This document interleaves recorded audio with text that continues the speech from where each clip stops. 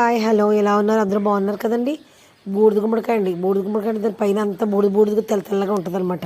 ఇదంతా పీస్ పెట్టేసి గరికి పీస్తో శుభ్రంగా రుద్దేసేసి పంపు కింద పెట్టేసి కడిగేసేసాను. కడిగేసి చిన్న ముక్కలు కోసుకున్నాను. ఇదివరకంటే ఎవరో ఒకళ్ళు ఇరుగు పొరుగు వాళ్ళు సాయిత వచ్చేవారు. ఇప్పుడు ఎవరు వస్తున్నారు కేకేసినప్పుడు ఎవరు వచ్చేవాళ్ళు కూడా ఎవరు లేరు. అలాగే ఈ పనులన్నీ ఎవరు తీసుకుంటున్నారు? ఆన్లైన్ బిజినెస్ వచ్చేసిన తర్వాత అన్నీ తెప్పించేసుకుంటామే. ఉడియాలు అప్పుడాలతో కొనుక్కుంటామే. కానీ మా వాళ్ళు అలా తినరు కదా. చచ్చినట్టు కోసానండి బాబా. 2 గంటల సేపు పట్టింది. కాయ అంతా కోసి ఆ గింజలు పక్క తీసేసి మళ్ళీ కరకరలు ఆడితే బాగోమని దాంట్లో ఉప్పు వేసేసి పసుపు వేసేసి గుడ్ల మూట కట్టేసేసి బరువు ఎత్తేసాను. ఆ తెల్లవారు నీళ్ళు కాతాయి.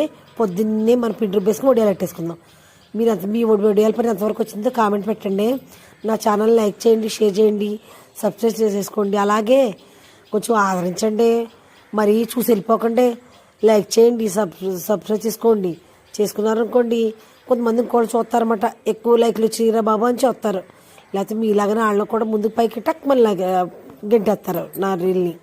ఇలా బరువు ఎత్తేసి పొద్దున్నే తీసేసుకుని వడియాలు పెట్టేసుకుందాం.